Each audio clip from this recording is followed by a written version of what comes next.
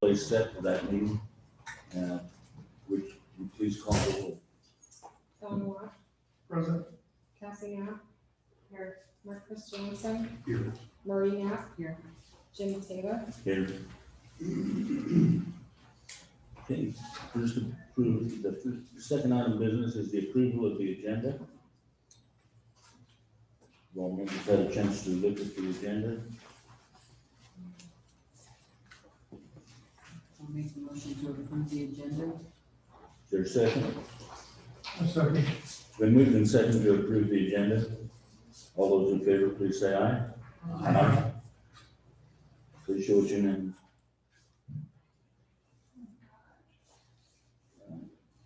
Consent agenda items. Approval of the meetings from the previous meetings, May 11th, 21st, and June 1st.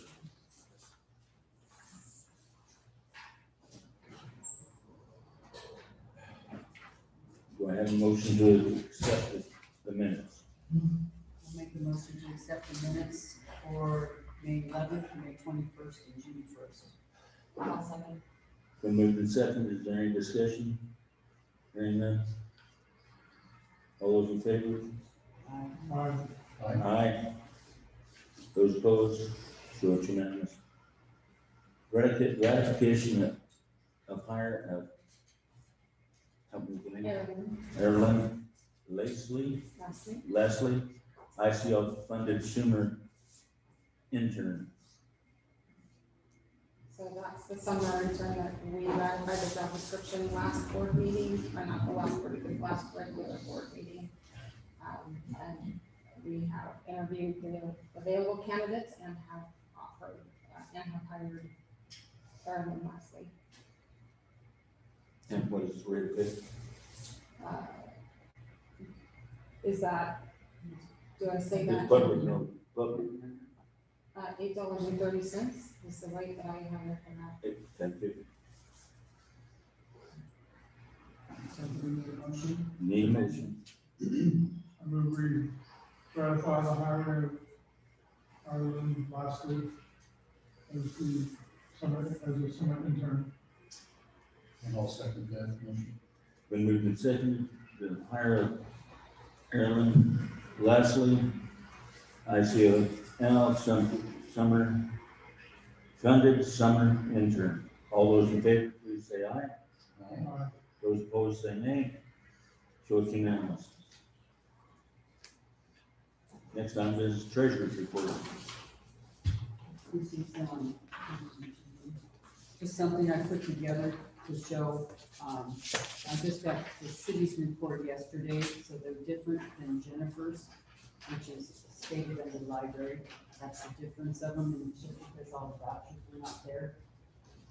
So all the monthly vouchers, I just put them in categories so you can see what categories you used. And you can see I'm off by 83 cents. So just so you know, everything looks in line. There's nothing out of line. We're still doing very good financially. You should have some carryover money from next year. Any questions?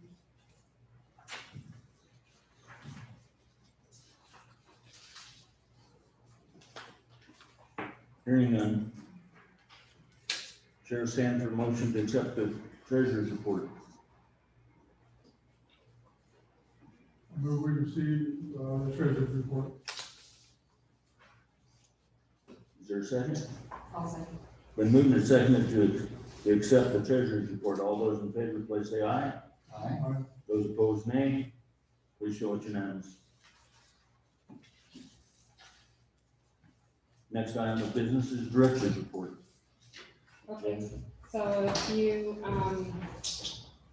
go look at the Middleton Public Library stats at the top, there is, do have ability to zoom us through to that, to the director's report. We had 4,265 physical checkouts.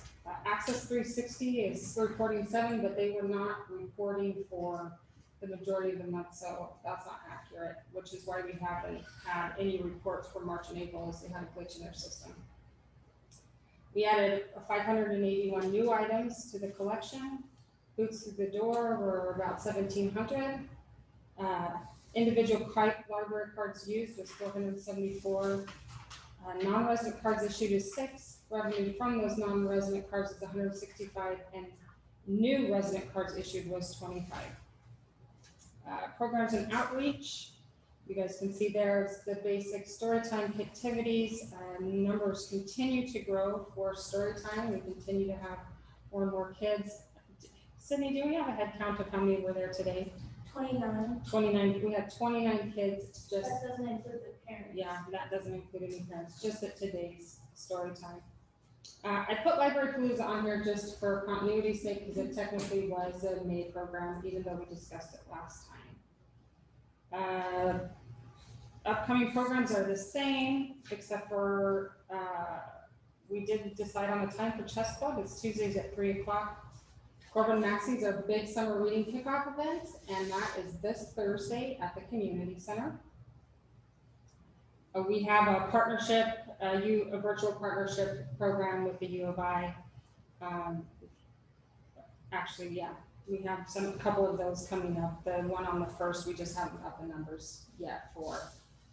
And moving on to grants. So the ICFL mobile hotspot grant reimbursement for hotspots purchased, I did submit that and it was approved for $1,332. Heather submitted for the books for underserved communities. We received 500 free books that we distribute at some place besides the library.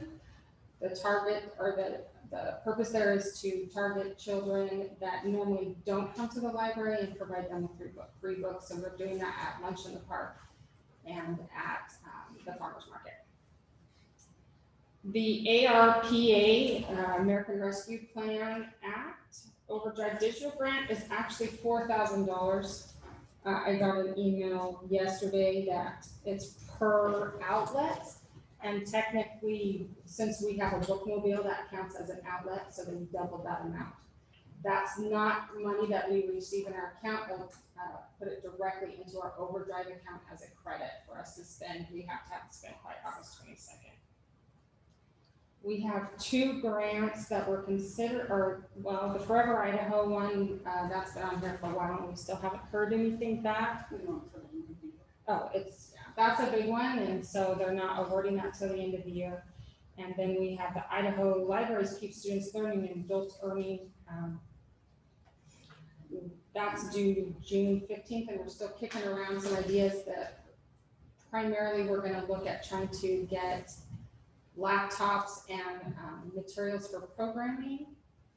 We talked about possibly getting a shed, and if we tie that into programming, putting that on the back of the property so that we can clear out the storage unit of some of that stuff and store like the tables and chairs that we use for programming in the back, and so then it's a lot easier for us to bring those in. We're still trying to figure that out for sure. But any questions on those? One comment, if we get a storage shed, make sure you get the city permission before I will. we replace it. Thank you. Yeah, I will make sure that, and we would put it behind the building, so it's technically behind the fence. It'd be nice to have it a lot closer to you. Yeah, so that's our goal, and when we get closer to that, even if we did get awarded the grant, and the city came back and said, no, you can't have a storage building, we just don't accept that portion of the grant funds. So I'd like to get it approved before I cross that bridge. And that's it for the director's report. Does anyone have any other questions for the director? Hearing none, the chair will be looking for a motion to accept the director's report. I'll make a motion to accept the director's report.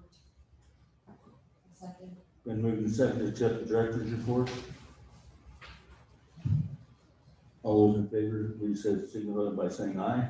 Aye. Those opposed, please show it's unanimous.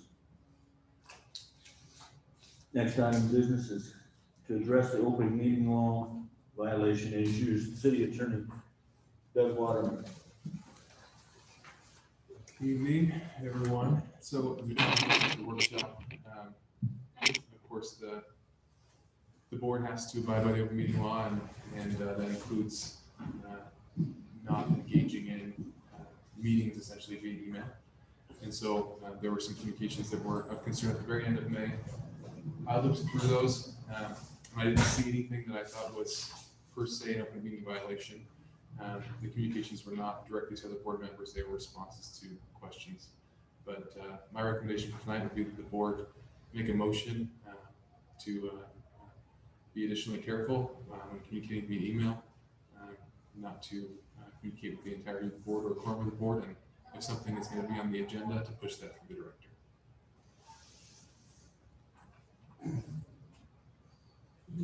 We motion to, Chair would accept the motion to accept the recommendations of the city attorney concerning open meeting laws. what Jim said. Is there a second to what I said? I'll second it. It's been moved and seconded to accept the recommendations of the city attorney concerning open meeting laws. Yeah, I know the gist of it, but just exactly what is it that we're gonna vote on? I'm in support of it, and I understand the issue, but I just want to make sure I know what we're voting on. Sure. Can you come up with some phraseology specific? Yeah, so the board is simply reaffirming the commitment to being careful with email communications, to not communicate with the entirety of the board or a quorum of the board via email, and reaffirming the intent to push any information for the whole board through the director directly if that's going to be on a future board agenda. Thank you. Mr. Waterman, would you be willing to write that down? Because I don't know if your mic's on, so I didn't catch it all. So at the end of the meeting, then I can just doubly make sure. That would be great. Yeah. Thank you. Did that answer your question? Is there any questions, Mr. Waterman? Who seconded that? Lori, and I guess I made them. Okay, all those in favor on accepting the recommendations of Mr. Waterman concerning open meeting laws to be recorded by Jennifer at the end of the meeting, please signify by saying aye. Aye. Those opposed? We show it unanimous. Action item to amend borrowing periods, late fines, and proposed changes are in red and accompanying the packet. Do all members have a chance to go through the packet?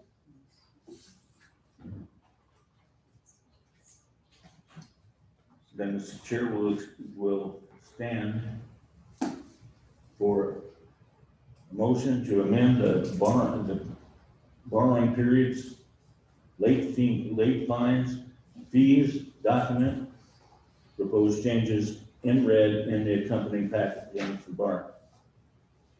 Jennifer, you want to go over what the changes were? I can. So for non-resident fees, the city has stated that we need to match theirs. Otherwise, they have to have a public hearing for that. So we need to drop the non-resident family card to $30 and the senior card, it actually should be $15. I apologize for that because it's currently $20 and it needs to drop to $15. The part that says maximum overdue, we want to strike what's there currently, the $10 item $10 per item unless item replacement fee would be less than overdue amount. If item is lost, only replacement cost. We'll have it up to the replacement cost of the item because of the way that we have our fine structure. Then it wouldn't make sense to keep it at $10 for, say, a Kindle or a hotspot because those are closer to $100. So if we just have that match the replacement cost of the item, that's the maximum overdue fee that they would incur. And then so this was just a discrepancy amongst this document as I was going through it, where under lost items, the library processing of item plus processing fees. So that processing fee is listed as $2 on the next page. So I just want to keep that consistent. So instead of having, well, I just want to match what's already in the document. So it'd be $2 processing fee for every item. And then the last one, I believe, is we would want to add, the addition at the bottom where it says staff will determine if item condition is acceptable for circulation with repair. We like to leave the option open to, if it's ripped in multiple pages, not to go through and have to fix every single page. The staff needs to be able to have the ability to determine that it's fixable or not fixable. And then circulation times for materials, because we've gone fine-free, we do not have a no limit renewals. We have 2 times if there is no reserves on that item. So I think that is all that we wanted to change. I have a question, Jennifer, just for clarification, what Yes. was just said. On the non-resident fee at the very top of the grid, it says in red, $30 to next city website. So what is, we talked about it being $15, not $30. What does the website, city website say? No, the senior cards are $15. Oh, okay. So for the family cards, it's, the city website says 30, and the senior cards say 15. Okay, so the $15 would match the city website. Yes, for the senior cards. Okay. And so then we don't have to, we can just match them and not have to do any further action.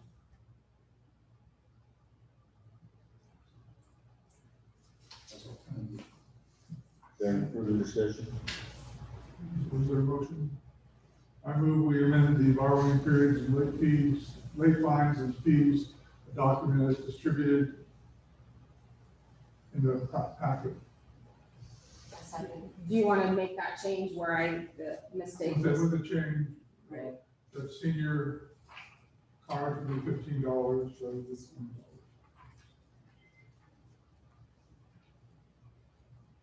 Been moved and seconded to, Cassie, pardon me, Cassie made a second.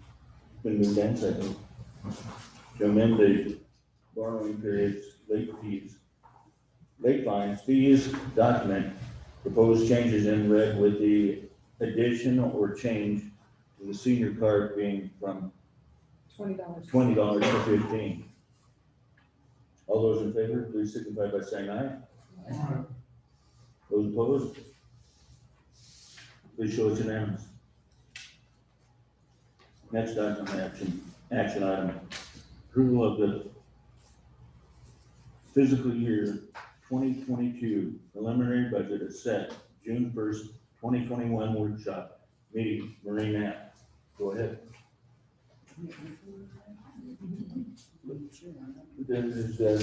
Oh, The budget. we decided at the workshop that we were going to increase and ask for 3% from the city. Is that what it was? Yeah, 3%. So we reworked the numbers, Jennifer reworked them, and I think that's the budget we should go with, and I want to have comments with you guys. Anybody have anything?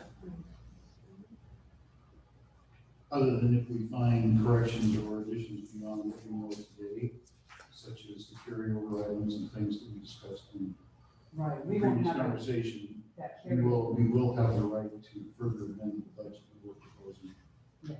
correct?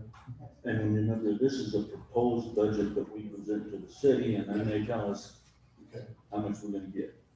And they're gonna come back also with different prices for the medical insurance.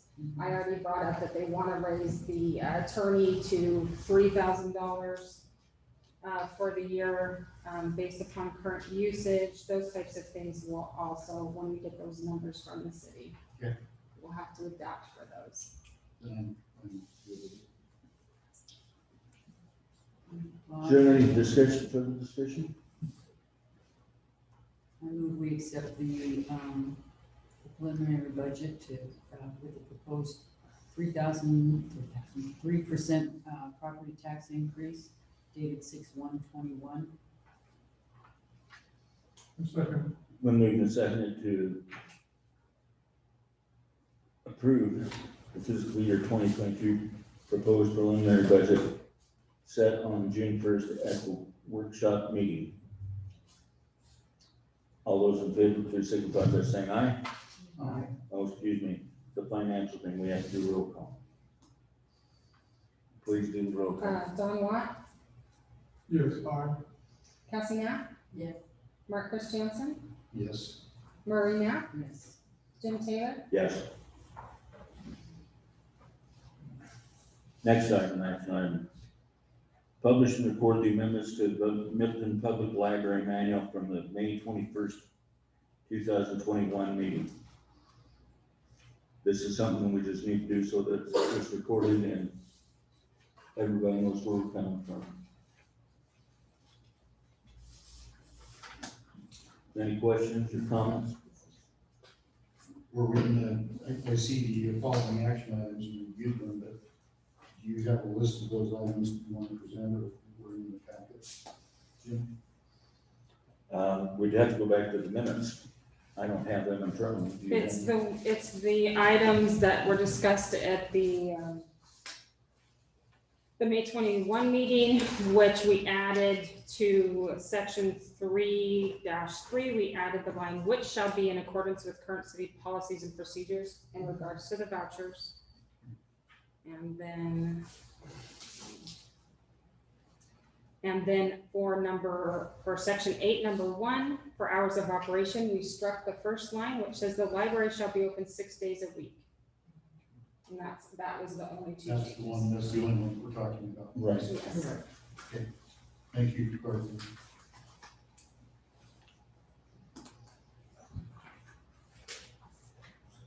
Chair will stand for a motion. I so move.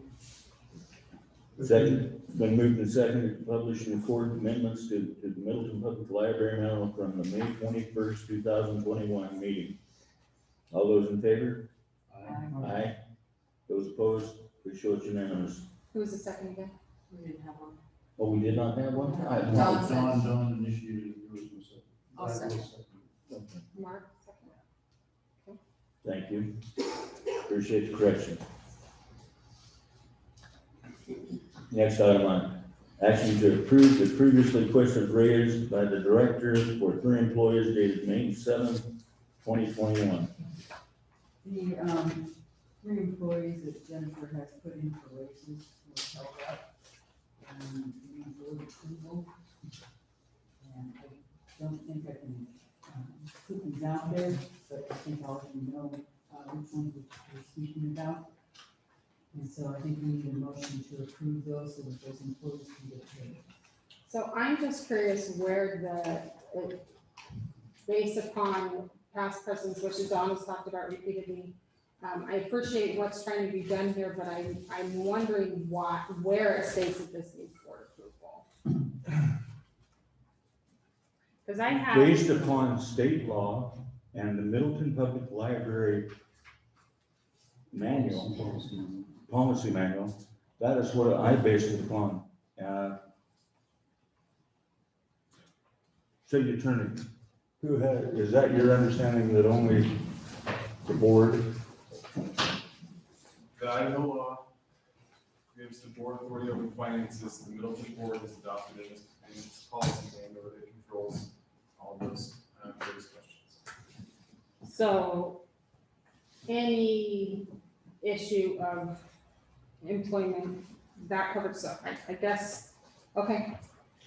There's also a number of references in the Idaho trustee manual produced by the Idaho Commission for Libraries. That states that the board needs to approve raises, because Don has previously stated that the board sets salary ranges and as long as the raises are set within those salary ranges and keep the library in budget, that gives the director the ability to move within that range. I think that's what's in question. That is what I'm not in agreement with that, because that is not the way I've read it. And salary ranges, I have worked in salary ranges in government. And even to make midline, if you do not promote, it takes years to get to midline. That no one person, no disrespect, has the authority to give those raises within the main line. This motion is done so that no employees who have been offered a raise, presented with the raise should be coming to them, would be hurt. The problem is, the city has stated in writing to me that they believe that all raises had already been approved by the board, and that a board member had been CC'd. Do you have that documentation? I've got it right here. Because I submitted to you and the, well, I think the attorneys looked over it, but I submitted multiple emails from the previous director to city administration and some from last year that for raises, and those raises never did go before the board. I have them starting Did you from, also get a thing from the previous mayor who stated that Can you let the woman finish? nobody's asking you to speak, this is not a public meeting yet. You'll have a chance to comment, but not now. As a reminder, I am the treasurer supervisor, neither the library board or any other individuals authorize, neither is any other city department head to directly request treasurer action regarding payroll salaries, especially without copying me or Scott copying me on email. I hope this doesn't happen again. This is one of the things you sent me. what's the date on that? That is 11/19 of 2019. So there was still multiple actions before and after that where raises were given without going through the board. And they were not given properly. Would the board have known about it if it didn't go through the board? The other thing is there's references on the Idaho Commission for Libraries, pages 45 and 46. Excuse me. 45 and 47 with regard to it. Is this the But- trustee manual? Okay. And there's others, those are the only two that I have in front of me. But, again, I think, if there was no communication with the board, motivated wasn't to put the raises through. And,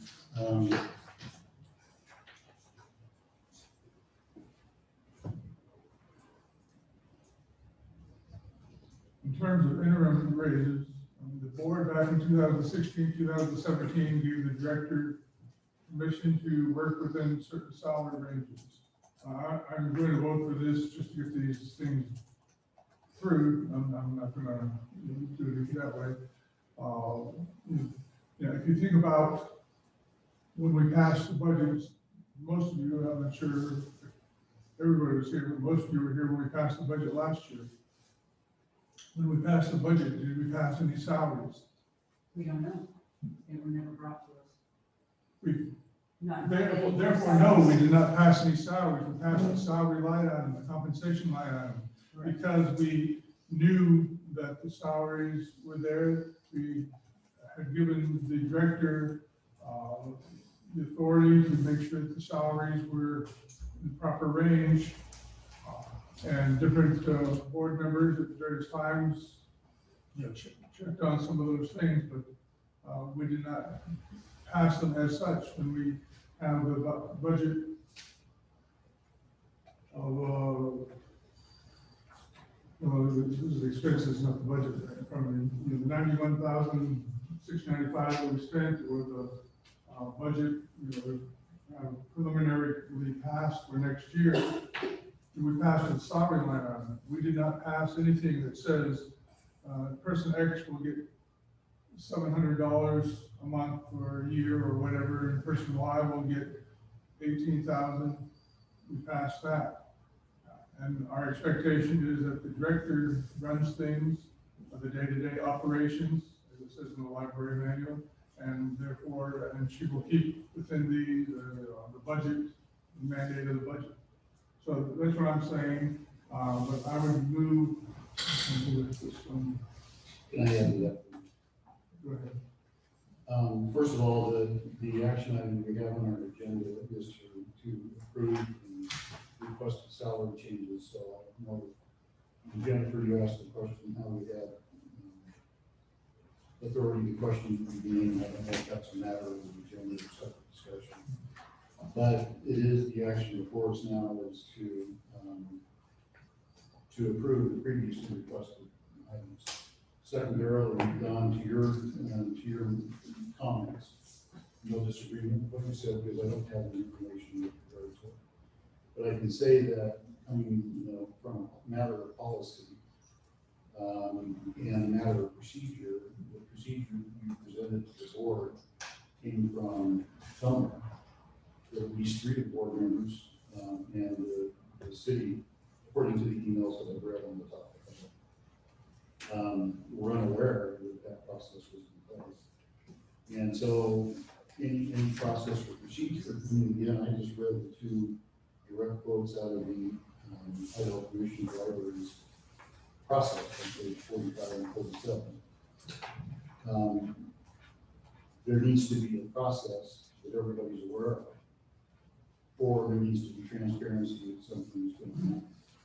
And if we weren't directly involved as a board in what was going on, whether it was approved or not, the process that was documented, how are we to know that it was happening? So I don't know. These are all things that we need to discuss at a later time, in my opinion, and we're trying to correct those things now to make sure there is transparency and there is no process procedure related to employee compensation and or job descriptions and or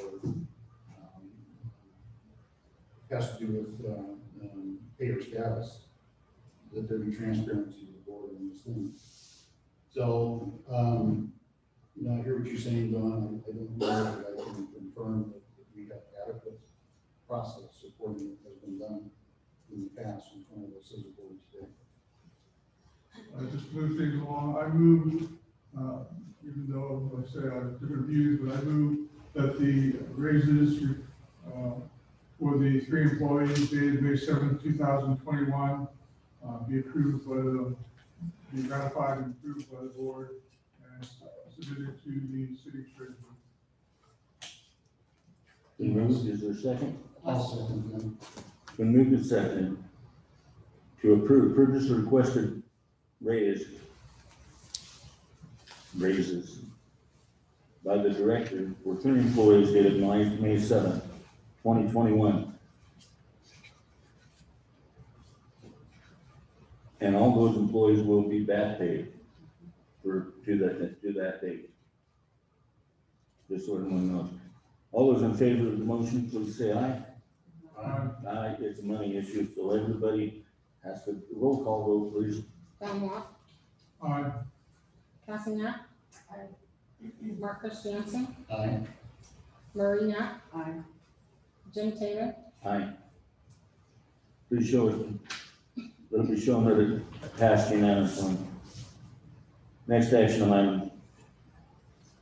Amend Middleton Library Policy Manual. Change election date and term of office for board members, for board officers. So this, the policy, 3.1, however you want to phrase that. I will read the old one. This is what is in there now, just so everyone's clear. Board officers shall consist of a chairperson, vice chairperson, treasurer, secretary, and public relations representative who shall be elected each year at the regular meeting in October. They shall take office on following January 1st. All officers shall be elected by the board.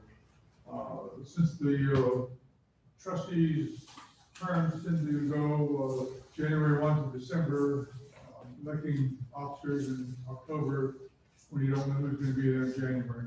So this is the amendment. So that would come out, and this would take its place. Board officers shall consist of a chairperson, vice chairperson, treasurer, secretary, and public relations representative who shall be elected each year at the regular meeting in January.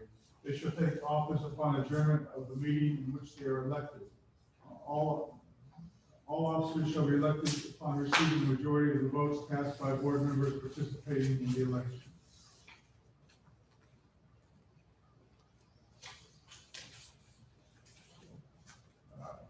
I I so move. Been moved. Is there a second? I'll second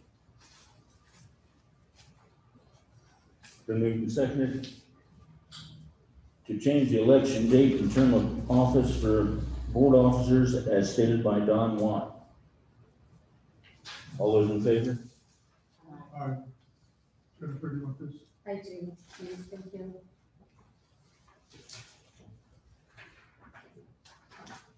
Yeah, got my next one.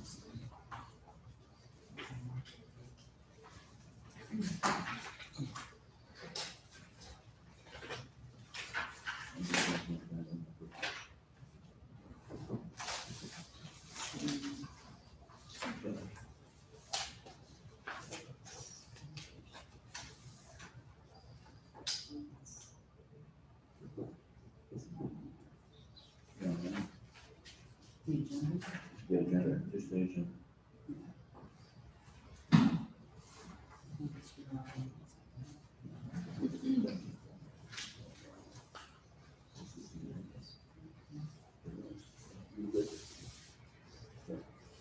Next item, amend Middleton Public Library Policy Manual.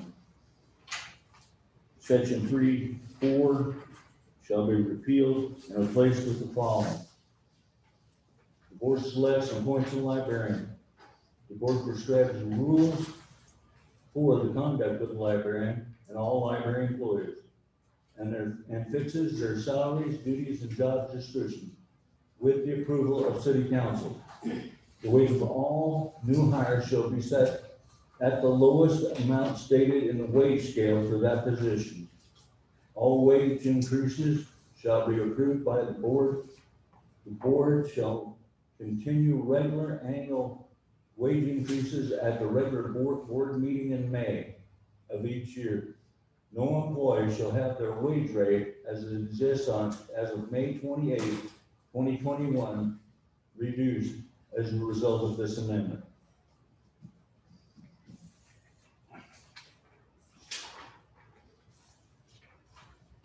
So the board will be running individual salaries, prior to hire through city council? The purpose of this amendment is that the director will come forward with a candidate with a proposed rate of pay. And we will approve it. You will hire whoever you want, starting July 1st as required, but then we will be following city policies and procedures which require this. Right, but, so when I come to you with a new hire, and you will have set the new hire at the lowest level in that, so there's no negotiating. If I go to hire somebody and they say, well, I could come over, say the lowest range on there was $14, and they say, well, I could come over for $14.50. The director does not have any autonomy to. No, it'd be the same as anyone. Here is the rate of pay. And you could come forward and say, we cannot hire anyone at this rate of pay. Or the director comes forward and says, I cannot hire anyone at this rate of pay, it is too low. And we would either move the pay line up or down, or raise it up if that was the case. So you can't hire anyone at $10. And you say, I cannot find anyone to hire at $10. You put that out as the pay scale, that's what it's gonna be. That is the way jobs are done in government.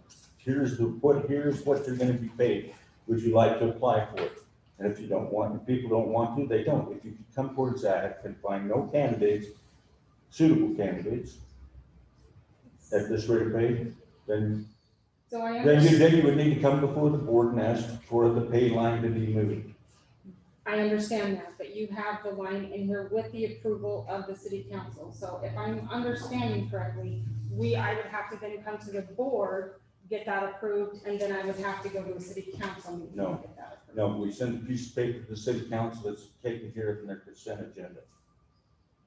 So it's a ratification? They take care of, the city council will either approve or unapprove it, and if it comes before the board and we approve it, that's the first thing you gotta do, is you come before the board, and then we present it to the city for them to approve, because it is a city employee. So is that Carrie, is that, does the city council currently now approve all hires?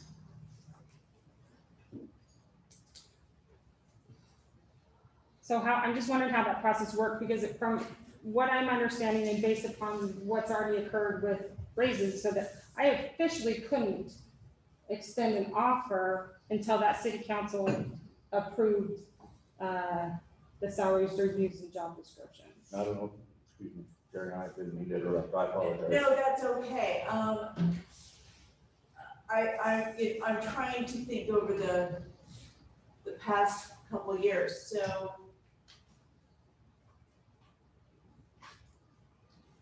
I think I'm going to clarify some of this with city council, which is an excellent idea. If it's a new position, I feel that we just hired a city engineer, a city planner. Those were kind of new positions. City council was definitely involved. City council approved the person or approved the position? We would have approved the position first. Okay. Then they would have advertised, and kind of kept us knowing, and Jim brings up a good example, because we gave a starting salary and it got us nowhere, and they did come back and say, yeah, we're not gonna find anybody for that. And we had to go, oh, things have changed since, 2 or 3 years ago, and we had to let them bump that up. Okay. Were you talking about a specialized position like an engineer? Yes, The city planner and it's fresh in my mind because it's fairly recent. And the piece I'm trying to think about, if it's an existing position like a billing clerk, they have been here for I don't remember the last time there was turnover, so that's just a little fuzzier for me to remember. Okay. And I think I probably should have not put the city council, should have put the city in my amendment. So I'd like to strike the word council and put city, because we have to send now we have a form that all raises and new hires have to go for. They have to be signed by not only the mayor, or not by board member, the mayor, and then the treasurer, and the director, Yeah, and it's the, new to us too. yeah. Yeah. So, I have a question. I mean, state law normally takes precedent over the city, and the new state law says July 1st that the library director hires the library staff. that is correct. As long as it does not impact the budget. Well, And yes, it also is- we got the city council, the city in If here. that does not preclude transparency with the You're board. leaving out the last part, to be in accordance with city policies and procedures. Well, if the city policy and procedures as applied to the library are out of line with the state law, No, that's the state law. It says that. As long as they approve, they go along with city policies and procedures. but once this is once the motion, now, I accept dropping the council in that sentence. Once there's an official motion on the floor, I'd like to move to amend it, but there's no motion on the floor. So then the second question I have, it says that all wage increases shall be approved by the board. So just for clarification, will the board be evaluating the employees to determine if those wage increases are warranted? You will come, the wages, as far as wages being given out in the middle of the year, that won't happen. They will accrue in May unless someone is moved into a new position. So that was my next question. So you have it said that wage increases will only occur one time a year in May, which is already passed. So any employees that are currently expecting or not expecting, but usually can anticipate a cost of living increase in September, they will not get one until the following May. We can make an exception this time. If you've got people that are expecting a wage increase who have not received a wage increase previously during this year, of course we can do it. If you've got people that have gotten increases in their wages or a promotion in this budget year, they wouldn't be available for a cost of living increase because they've received a promotion or everything. That's wait till the next budget year. Well, you understand that, and then, also, why would we set this in May when we don't even know what the budget is until usually June or July? So that we can try to set the budget. Yeah, so we can. You know, the way I read this, it says the board shall set them in May, it doesn't say they take effect in May. No, they would set them in Am I May. correctly? That would be right. We would set them in May to take it for effect in June. And then what happens if the budget isn't there? So then we've approved these Oh, increases well, and the then, you budget know- isn't there. So that we take it away. Because, I mean, if the city changes the budget or because we've Well, experienced that before where we've had our budget significantly cut. So if we are, Did you think about that when you gave these raises before we did our budget? absolutely, Okay, I do not do anything without extrapolating out Okay, so- several months. so what would be the difference doing that, knowing you gotta do it in May? What is the difference? Because when I adjusted those raises, I anticipated possibly losing revenue in January or in October, and that is why I negotiated the situation that I did with one of the employees to go part-time. That gives me the flexibility to adjust those wages and those hours accordingly. And so, yes, I definitely took that into consideration. And there was 3 unique circumstances of why those raises were given. One, as I just stated, to negotiate someone going down to part-time and saving close to $11,000. The other 2 is because those employees had been here for over a year with no increase. Does anyone have any other, does any of the board members have any further comments on this motion? The only thing I wanted to maybe clarify in my mind to Don's motion and to the motion of removing city council.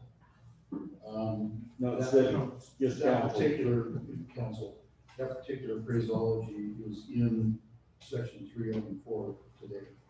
Meaning it's in policy and procedure as it is. Just FYI. I've got an amendment to this, once there's a motion on the floor, but there's no motion on the floor. I'm just clarifying that that is the current process. It talks to the city. Is there any further discussion?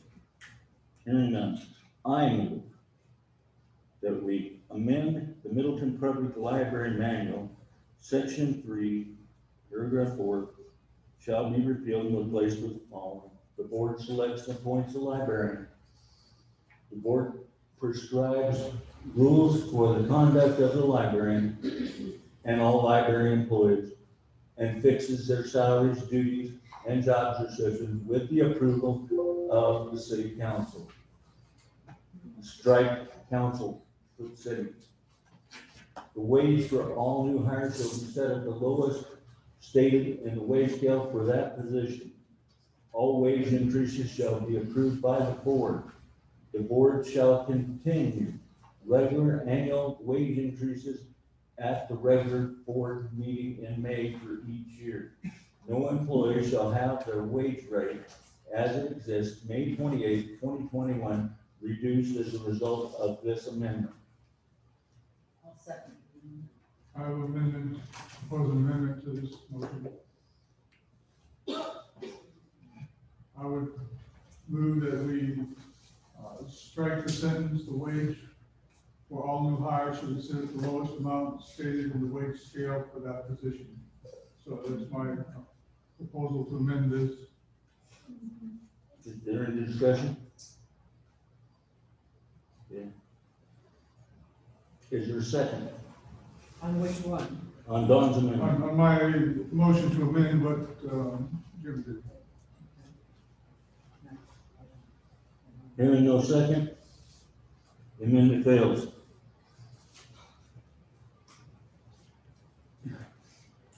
I would like to hear more about it in more discussion other than what we talked about tonight, because honestly, even, Carrie is knowledgeable as she is I think any of us know exactly what city policy is as it relates to this particular sentence.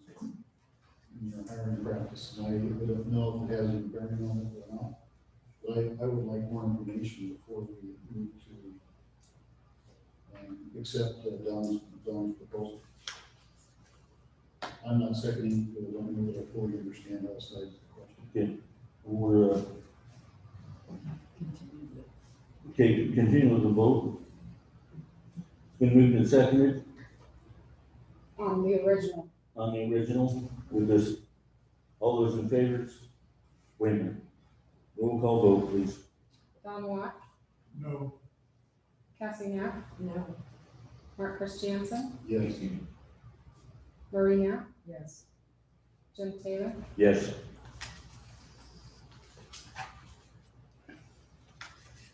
This does not mean we can't have further discussion on that. No.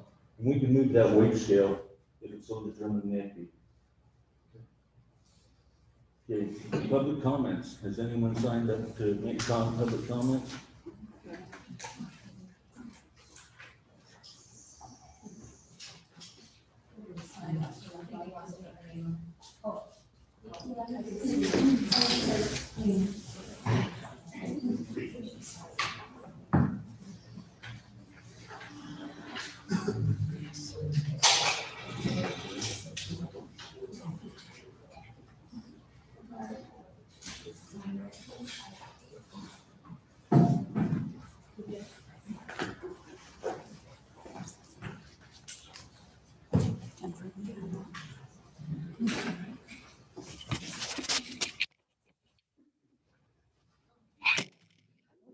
That was quick. It's all done now.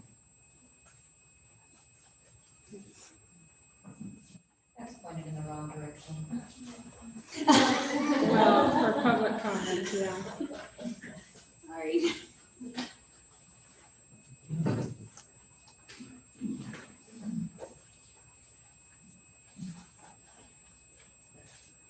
Okay, make the statement again. If there's one of you that wants to speak as a group, that's great.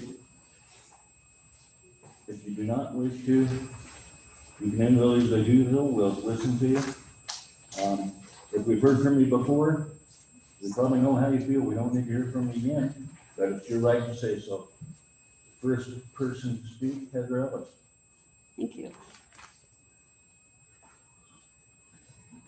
Heather Ellis, 1045 Settlement Avenue. I would like everything that I'm about to say to go into the minutes, including the letter that I'm about to read.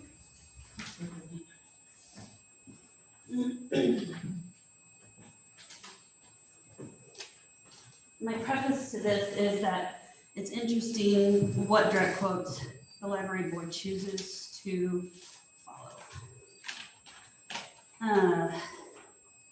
Dear Mrs. Barr, please accept this letter of resignation from the Middleton Public Library as the IT and Services Manager. My last day of employment will be June 18th, 2020. I feel the need to leave the Middleton Public Library.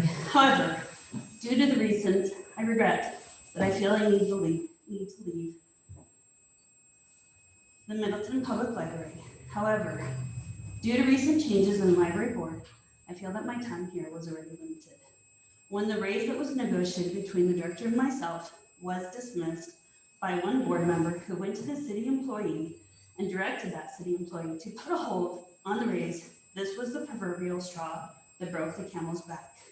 Has created personal financial concerns, and I think I will be better suited to a position where my skills are better aligned with the compensation scheme.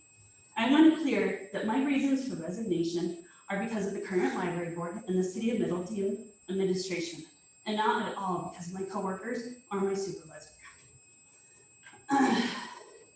When a certain member of the library board was introduced to me, I remarked that I thought I remembered him from our common background in corrections. He asked me if I left corrections because I did what a lot of female officers did and slept with an inmate. I have two coworkers that were present when this comment was made. Another time, this same board member made an inappropriate comment that was during a staff meeting between the director and the managers. He commented to the director that he would see her again the next time she walked on water. This is only a couple of examples of the library board creating a hostile work environment for me. 2 city employees were overheard and recorded in a local public restaurant speaking badly about the library and library employees, even though this is in direct violation of the city employees handbook that we're all supposed to read and sign. There was found to be no wrongdoing on the city employees' parts. Numerous counts of instability brought upon by the board's lack of knowledge and lack of support of all things we do in the library, i.e. wanting to get rid of Christian fiction, questioning why we even have programs, questioning student cards, summer reading cards, questioning grants, calling library staff daycare providers, making comments to the effect of that not all staff deserve raises, requesting that all employees document what they do.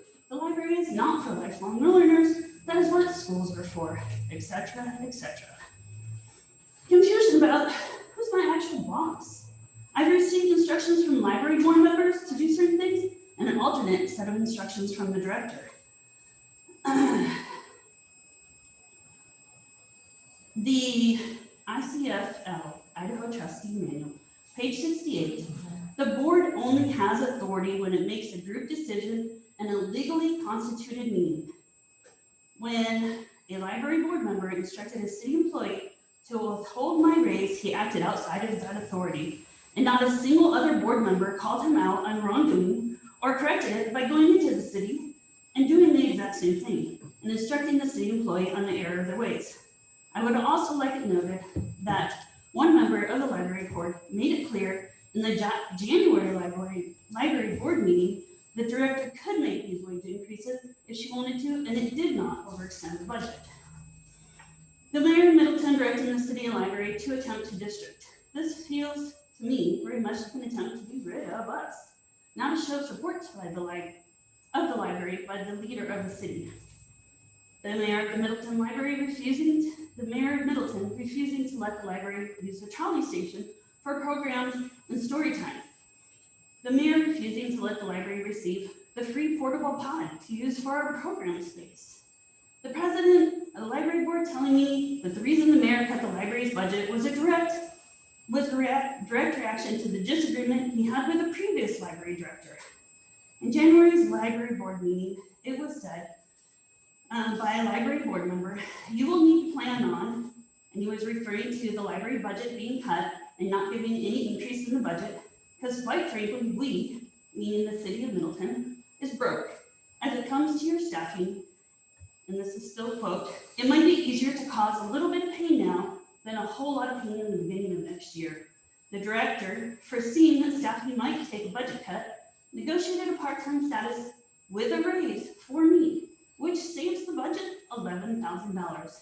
I took this benefit and pay cut with the assurance that I would receive the raise starting May 15th. I've been without that increase in my pay for almost a full month, but working a part-time status without any of my benefits. When I addressed my complaints via email to the board, who was directly involved in the blocking of the raise, the city and my direct supervisor, emails were exchanged, but nothing was done to effectively reverse the decision, of course, until tonight. During the workshop last week, a board member then justified their violation of open meeting law, which we said was not a violation, by insinuating that I was screaming about my race, even though I addressed the email thusly to the board and Wendy. Please note, the tone of this email is sincere and intriguing. I hope that it's read with that in mind. I was respectfully requesting, I was not screaming. When I read item number 14 on tonight's agenda by library board president for tonight's meeting, I felt confident that even if my raise was reinstated, as suggested by Treasurer Mary Knapp, it would be almost 2 years before I saw another raise. The Middleton City Clerk position, which just requires a high school degree, the beginning wage for that position is $16 an hour. That's more than what my wage would be with the raise. I'm an honorably discharged veteran. I have a college degree and I speak another language. It's obvious that a lot of things I have mentioned have come from ill-intended motivations and misguided thinking. As a positive and forward-thinking person, I can no longer be silent and continue to let these actions happen without remark. I would urge no one to linger in this situation. I've greatly enjoyed my time with the Middleton Public Library's patrons, staff, and community. It is with a heavy heart that I leave. Please, Ms. Barr, let me know if there's anything I can do to assist with the hiring or training of a replacement. I will make myself available in this endeavor even after June 18th, if the need arises. I wish the Middleton Public Library all the best, and I will continue to be a dedicated supporter and patron of the library in the future. Since we're quoting from the ICFL, Idaho Commissions for Library Manual, it does say here that the board always acts as a unit, that the individual has no power to act for the library in any way unless authorized by the board itself. That's page 16. And page 18 says that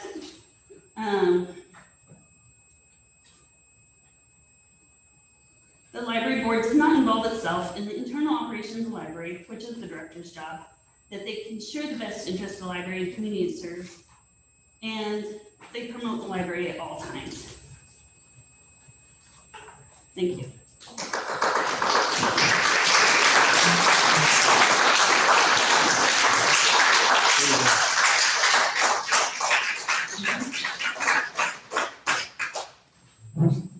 Next, Cindy Langley.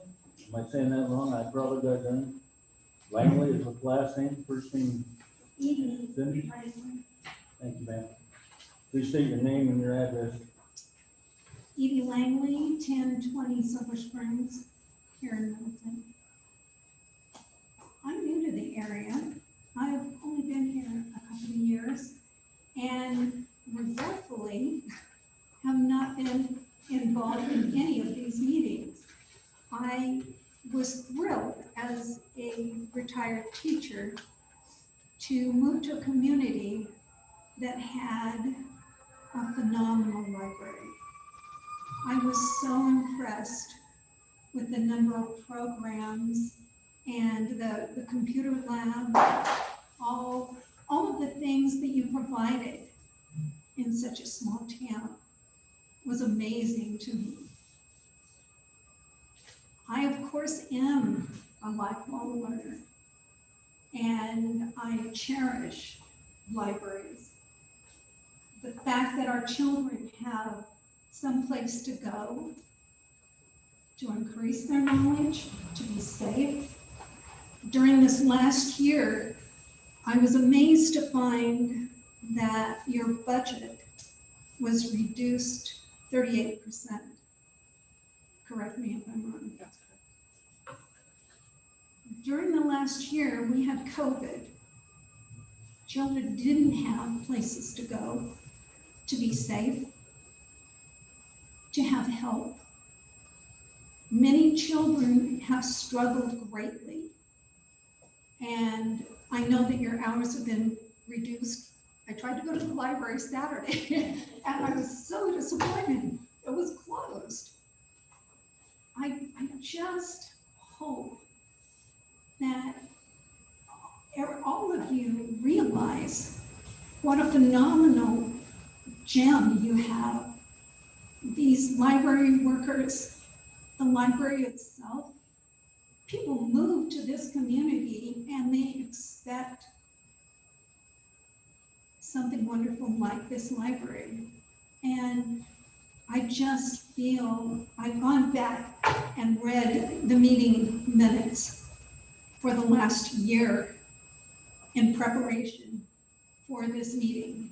And I'm so disappointed that the support for the library, for the director, is not there.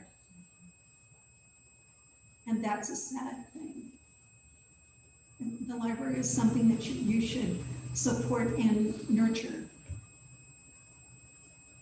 And I'm sorry that that's not happening. Thank you.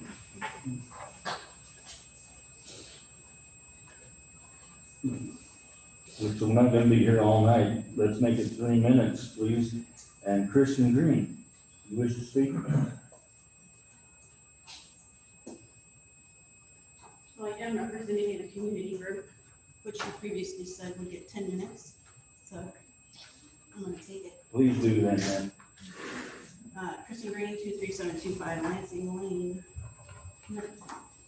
I don't know, I'm sure Dawn and Cassie are familiar with the United for Libraries, which is an association of library trustees, advocates, friends, and foundations. I don't know if you three are. I am also a member of this. It has a lovely little library board practical guide to board self-evaluation, which I'm going to leave a copy for you to look at, and hopefully you will. It states in there competencies for trustees and board members are considered to be those skills that provide trustees with the potential for successfully performing their roles. They are useful in motivating us to elevate our performance, your performance, and realize results relevant to a board's direction and vision. Board members commit their time and skills for effective governing. It is important that they understand their roles and responsibilities and possess the information necessary to make wise decisions as a board. General knowledge. Understanding the role of the trustees versus the role of library management is critical to effective relationships and will ensure that trustees do not slip into the micromanagement of the library. Understanding the role of the library director will further serve to ensure that the director can be evaluated effectively by the board. If you don't understand your roles, how do you expect to evaluate hers? To be truly effective, board members must also understand the role of the library itself. Trustees should know well the library's mission and how the library's policies, services, and programs work to ensure that mission is met. Trustees should be well versed on the various issues that impact their library and its services, including issues on the state and national levels, such as trends in intellectual freedom, privacy rights, and funding for our libraries. Libraries rarely operate completely independently from a larger organizational environment. Often libraries are city or town departments. Sometimes they are agencies within the city or town governance. Whether trustees are appointed by a municipal governing body or elected by public at large, all trustees will be accountable to someone. Board members should understand their position within the structure of the community. Even if a library is entirely separate from any official government body, the board should understand that they are always and ultimately accountable to the community they serve. Advocacy. For the purposes of this guide, advocacy refers to the ongoing effort to raise the profile of the library. There are many ways to ensure that the value of the public library is visible to the community it serves on a regular basis. It involves making connections with power brokers in the community, including local politicians and the press. It also involves word of mouth promotion of the library and engagement with other civic organizations. More than public awareness, however, advocacy takes on a strong point of view and is undertaken with the understanding that it should have the ability to affect predisposed community decision makers in favor of supporting the library. This means that trustees should be aware of the local political climate, not just with regard to the library, but with all the issues facing community members. Because funding for libraries comes from finite resources, the library must compete against other agencies for a fair piece of the pie. No one has a stronger and more well-informed voice than the library's trustees, which, excluding the two in the middle, I find it's just sad. No one has They have the benefit of understanding exactly what the library provides to the community and what it takes to provide services. In addition, unlike staff, the trustees have nothing to gain personally from strong financial support. So why is it not happening? If it is important for trustees to be involved with fundraising, it could be argued that it is even more important that trustees take a lead in advocating for their libraries. Money brought in from fundraising does a lot of good for the library. There's no doubt about that. But in the end, libraries that depend on fundraising are depending on soft money. Libraries are much more stable in both the short and long term. Those who fund them clearly understand their value. Trustees have a critical role in making sure this happens. It absolutely breaks my heart that Heather has resigned because she's an amazing piece of the library. The Support Our Library group has a petition on change.org to the city council and nursing rule for the removal of library board members Jim Taylor, Marie Knapp, and Mark Christiansen. We have well over 100 signatures, and that's just from my fundraising or Facebook and people sharing. And we also have our official petition now. We're stating that we want the quick removal of these board members because they do not allow for productive or efficient use of library board meeting time. They choose to remain uninformed and uneducated on basic library functions, programs, policies, and the importance of the library's role in our community. Negligent in their duties as advocates for the library. Disrespectful and often hostile towards library staff, especially the current director, which we have all seen in the meetings. Unethical, attempted micromanaging and interference with day-to-day operations of the library and staff, and rogue actions of board members that go against ICFL, Idaho Commission for Libraries policy. And I guess the library or the lawyer has decided no violation of open meeting laws, so that would be taken off. But this is the petition we have. So I would encourage those who support that to sign. Thank you.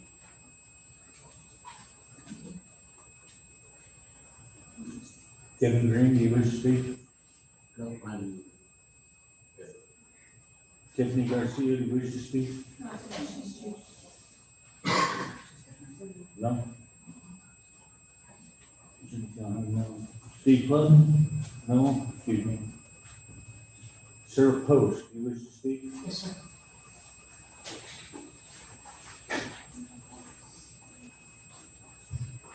Sarah Post, 8538 Lake Way, Middleton. I too am brokenhearted for Heather and for the community. Oh, I'm sorry, I shouldn't say community because you don't like the taxes being used, the city of Middleton, for what this board has become and the way you have been so deficient in your duties as a board overseeing the Library of Middleton. I am so sad. I'm not going to read as much as I was going to read from the Idaho Commission for the Libraries Trustee Manual because Kristen just read very similar information from a different source. But please read this manual and understand your role. Mark, you were quoting a couple sections from it. I don't know if you read the front of it. It talks about the advocacy. It talks about acting as one. It talks about being a proponent of the library and supporting the library and having a vision for the future. What have you done as a board in the last year to support the library? Can one of you give me an example, please?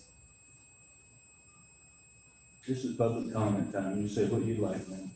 Okay, I take that as no. All you have done is attempt to micromanage, be revengeful. You're on a power trip, and that is not what a board is about. A board is about volunteering and being a judiciary for the city of Middleton's library and helping it do its mission and grow and meet the needs of the community. You are tearing the library down. You are not building it up. I ask you, if you are any kind of a good person who believes in good things, you, at least 3 of you, if not all 5 of you, but probably 3 of you, need to really do some internal reflection and think about what you were doing on this board. Are you the right match for the position you have been appointed to? My personal opinion is no, you are not. You have not displayed that you are the right match for this position. So help the community of Middleton and resign and let people be appointed to this board who actually care about the library, will do their learning, and will support the city of Middleton. Please, if you care at all about Middleton, resign. Thank you.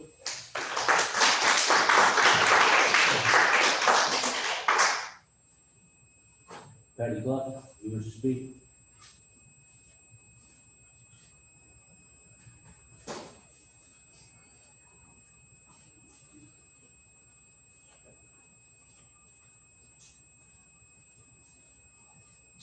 Patty Clark, 23725 Matson Lane. I just have a couple questions.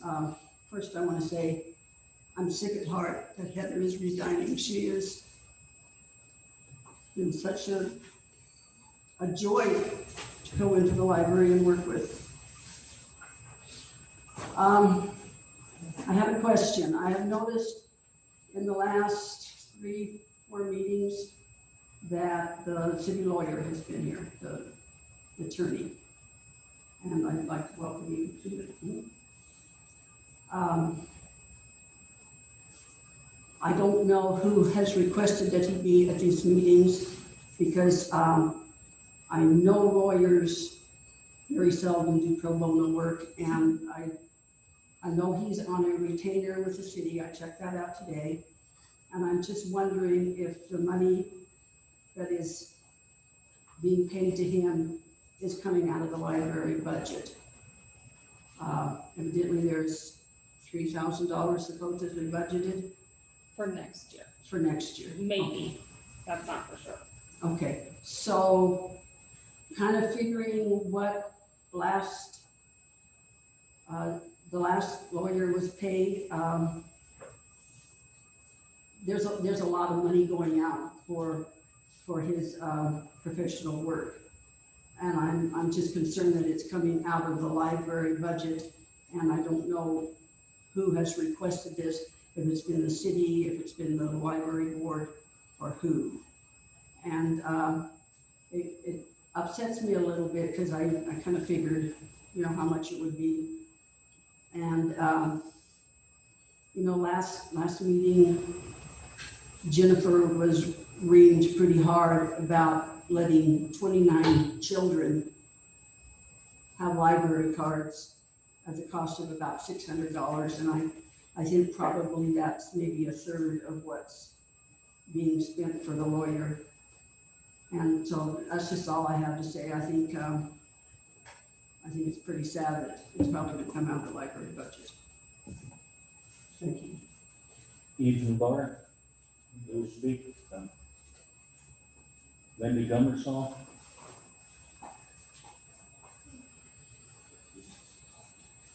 Linda Gomersall, 25305 Karen Drive, Middleton. I have lived in Middleton for 49 years. When I first came here, it was a small library. I believe it was called the Cornell Library, and it was in what is now the Lee Moberly Museum. We had maybe 12 shelves full of books, and that's all the library was. But it was the highlight of my kids' summer when they could go to the library and all the programs that this tiny little library offered. Since then, we have expanded, and we have even more wonderful programs that all the children in our community can take part in if they so desire. A library should be the center of our community. It's not about books or computers, it's about learning. My children have climbed Mount Everest, they've been to the bottom of the ocean, they've been prisoners of war, they've met presidents and kings and paupers, all because they had a library card. My saving grace during the last year and a half has been the library. I'm a widow, I live alone. The only interaction I sometimes have with people is when I go to the library or when I go to church. And this is how it is for a lot of people. All kinds of people use the library. I go there faithfully every single week. I see all kinds of people. I see little kids. I see them laughing and having a good time when one of the librarians is reading them a story.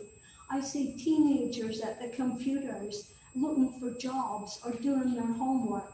I see older people who maybe don't have access to computers, and this may be the highlight of their week is when they go to the library.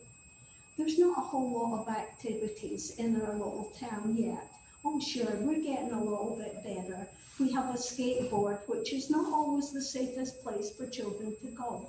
We have little water pads, we have sports, but not all children have access to sports. And sometimes the only thing that they can get in the summer to make their summer brighter is to go to the library. The library should be the heart of our community. And may I say, we have the greatest staff that I have ever met in people in the library. A couple of months ago, I had surgery on my leg. Actually, I was going to withdraw it, and how am I going to get to go to the library? That would be 2 or 3 weeks without books. What am I going to do? And I had told a member of the library staff about this. I'm going to have surgery. You won't see me for a few weeks. This kind library staff member asked me what kind of books I wanted, and I told her. She took her own time, and she came to my house, and she delivered me these books and saved my life during that time. Do you people actually go to the library? Do you know what goes on there? Do you participate in some of its programs? You know what? We need a library in this town full of this wonderful staff, and I am so sorry to see you go. This is just such a travesty. But we need a library more in this town than a roundabout that's being built in the neighborhood. If you don't have vision for the library, if this isn't your focus, then why are you here? Why are you doing what you do? Or why are you not doing what you should be doing? This is pathetic. It's disgusting. Thank you.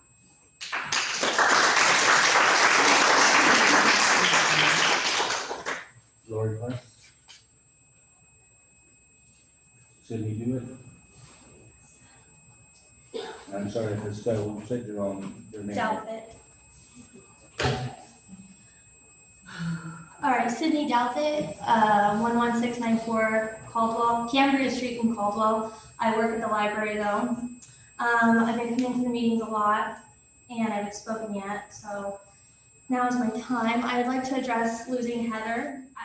It's a big loss to the library. Heather is very skilled.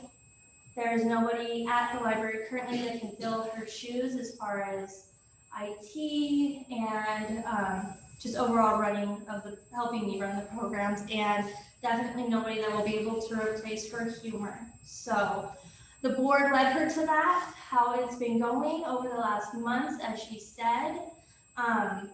So you guys lost yourself a great employee because of how things have been going. I will follow her if things do not change. I will not continue to have the tension and the asinine behavior. We don't make enough at the library to break the budget. I do what I do because I love this community. I love the kids in the community, and yeah, just the salary thing, I believe it falls under a day-to-day thing, and that is under Jennifer's jurisdiction, but I guess that will, as Mark so politically said, we'll just put that off for another day. Yes, and it wasn't really addressed. Will the board be evaluating the employees to know if we need the raises or not? I don't see many of you come to the library. Jim, you came to story time, but you didn't come to story time because we'd love to see you there. Jennifer knows what she's doing. The board appointed her. I worked at the library for almost 4 years, and Jennifer is a breath of fresh air after the previous director. She leads well and she knows what she's doing. And to suggest that she didn't think through giving us a raise was completely uncalled for, and I hope that you apologize for speaking that way to her, because that was ridiculous. I would also like to bring up, hold on, I gotta find it, I didn't write it down. So we had talked about what had happened at the restaurant with the other city employee and about what was said. And we had like that little talk, and you guys were gonna go to the mayor to talk about what they had said, just talking poorly about the library, not believing our numbers, just not believing what Jennifer had said, and even saying that our numbers were, and I quote, bullshit, and that we were lying. I went to the board, I formally told them about this, and they said that they would take care of it. They went to the mayor, and nothing has happened. I have not heard anything about this. This was months ago. Yeah, as the mayor said, there was no wrongdoing found. I believe that I read in the city handbook that there should be no malicious gossiping or malicious speaking about other city employees amongst each other, especially in a public restaurant where anybody could be sitting right next to you wearing their complete uniform, and like, it's not right. And I hope that something more happens with that, because Becky Cross was definitely in the wrong there, and I think you guys are too. So thank you.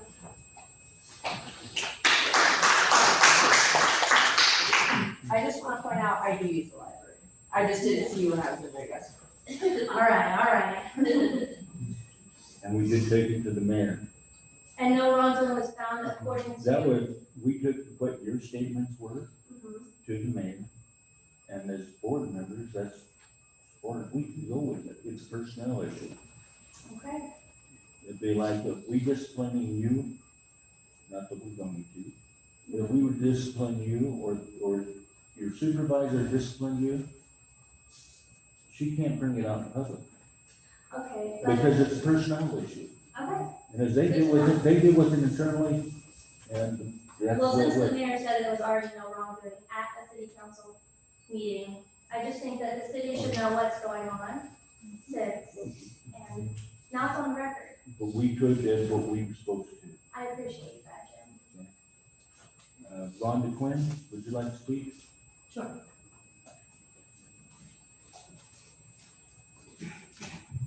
Rhonda Quinn, 590 Goshawk Avenue. So I've lived in this town for 17 years. And 15 years ago, I met Jennifer volunteering at the library because I was heading up a committee to have a new building built, because I had come from a community, I had come from CUNA, and their library is huge and incredible, and they have so many things to offer.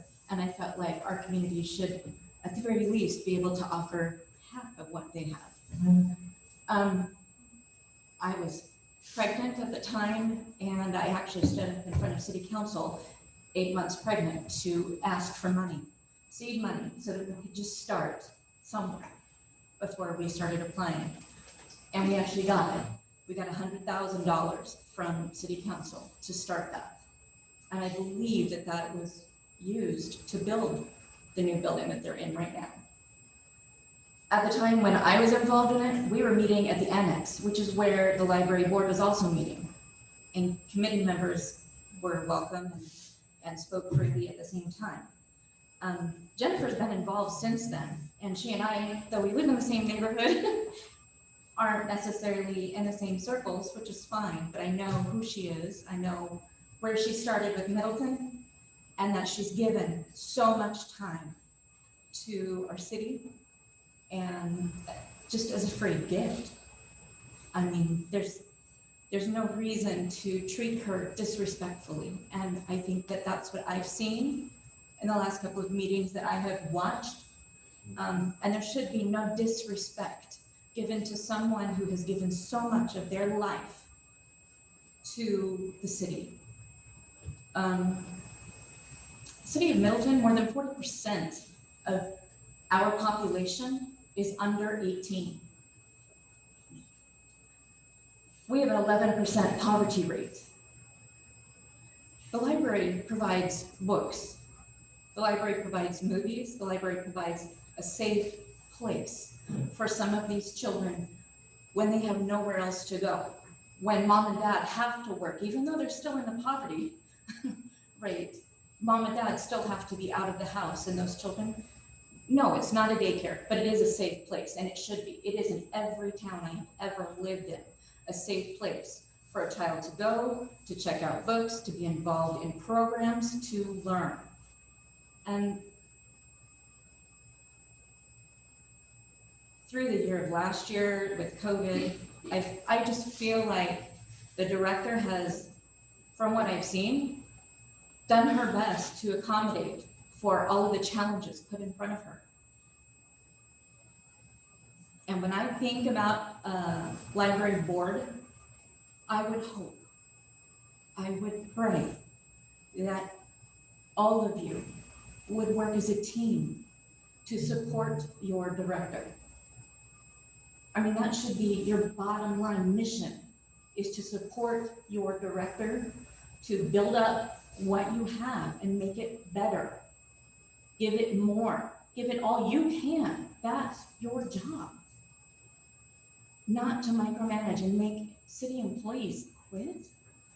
Someone who's given a lot of their time too. That just seems wrong. And I'm ashamed.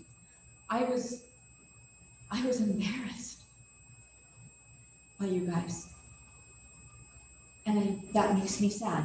That's why I'm here tonight. But I've raised my family here. My teenagers still sometimes go to the library, but they're teenagers, they do whatever they want.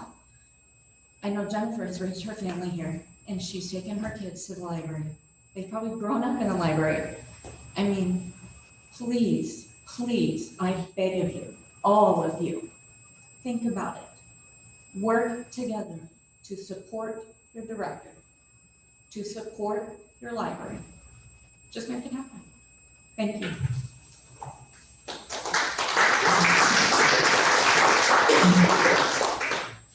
Alicia Mondor, would you like to speak? Alicia Mondor, 25156 Shirley Lane. So I would first like to thank the library employees. I'm so sorry, but I did show up. Jen, you've been fantastic, and thank you for helping Emma with books the other day. The library employee. Oh, and if you leave, me and Emma will have words, and she will probably riot harder than I will. Members of the board, you may think that we all, as the citizens of the Middleton community, do not see the big picture, but we can see that this isn't working.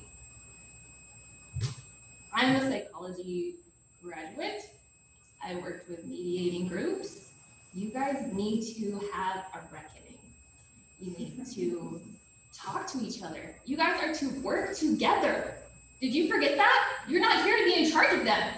They know the library better than you, Jen. You are not here to talk over Jen and cut across her when she is talking. You are to listen to the people who are actually in the library and know how it works. And for the record, library technician is a specialized job that you can go and get a degree at college for. So it is important. I've been in this Middleton community for 7 years. I hated it until I went to the library, because it was just so, it was a cesspool of people all the time. But the library is such a lovely sanctuary. It's a great place to be. My kids are out of school and they want to go and read books. My son's 8 and he's reading a book called Spies of the Civil War, because that's normal for an 8-year-old, but he loves the books. And the library, the employees are happy to help. You guys, if you're gonna use policy and procedures as a way to rule the library with an iron fist, I suggest you go over them, revisit them together, board and employees, together. And if it's not working, maybe it's time to change those rules. Just because something's been done that way doesn't mean it should always be that way, especially if we have wonderful employees leaving. So thank you.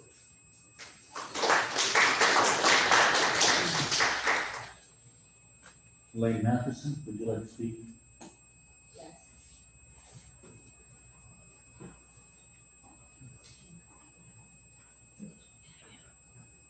Elaine Matheson, 228 Atlantic. Just like last time, I came to talk about one thing, but I wanted to say one other thing first after the meeting. I would exhort you all to listen to Don, because he seems to be very familiar with the library law. And I think you are verging on the area of doing things that are not quite legal. I was trying to find this on the web. One of the duties, that's what happens when I try to find two different things. But the library employees need to follow city policy, yes. But I think the policy in hiring simply means that you can't discriminate. You can't do anything illegal in that hiring, but it doesn't mean that that the city council has to approve all of the part-time people that Jennifer wants to hire. Jennifer would choose them and come to you, and hopefully it would just be an automatic agreement to what she feels is best for the library. And I can't imagine having a wage amount that is what you always offer a new employee. That doesn't take into account their education or their experience at all. And that just seems not right for the employing, or just not wise in the use of your time or her time, or fair to the employees. So I hope that you will do what Don said and further examine that amendment and maybe make some changes to it. But what I really came to talk to you about is what I've talked to the city council about twice, to no avail. And one of your duties as trustees is to provide appropriate facilities for the library. And the current library has no good place for story hour. Right now, the staff are moving furniture, they're moving people out just to have a small space for story hour. And it seems ridiculous to me when there is a city-owned building right across the street that we call Trolley Station, that would be perfect for story hour, but the city council has deemed it not acceptable to allow the library to use it. So I've been there twice to ask them to change that policy, and they're not even considering it. I've asked them to put it on the agenda. They've not done that, at least not so far. So I'm asking you to go to city council and make that request of them.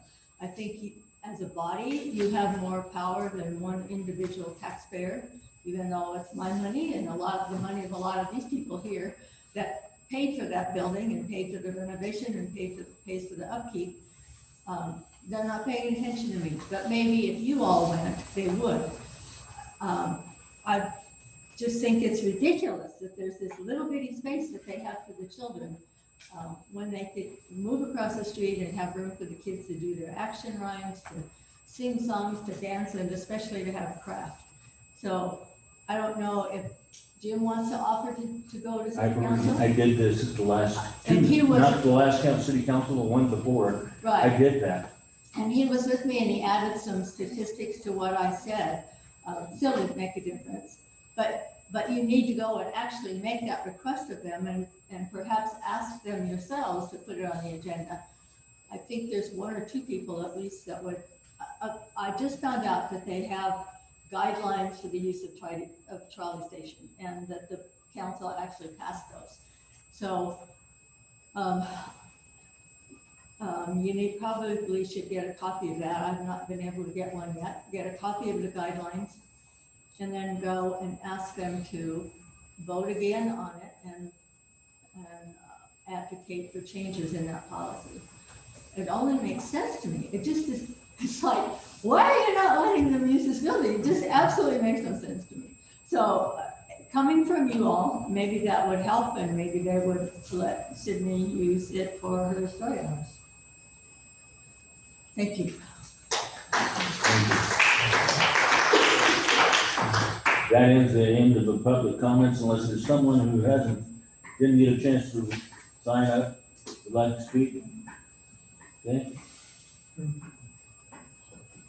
Could I request that we put use of the trolley station on next meeting, As the councilman, you can request anything on the agenda you want, that's up to, that's your preference.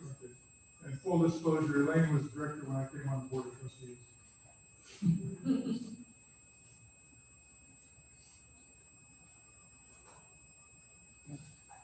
Okay. Next item on the agenda is an executive session. Do I have a motion to go into executive session?